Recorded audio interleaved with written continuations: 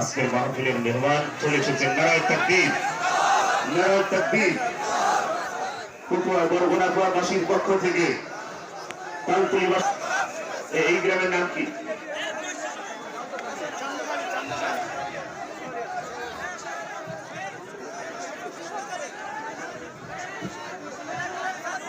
বসন্তখালী, চান্দখালী এলাকার মানুষ যারা এসেছে দ্রুত চলে আসেন, বসে পড়েন।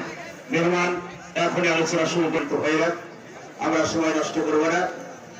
আল্লাহ রাব্বুল আলামিন বলেছেন, ইন্নাল্লাহ আশতারা মিনাল মুমিনিনা আনফুসাহুম ওয়া আমওয়ালাহুম বিআন্না লাহুমুল জান্নাহ।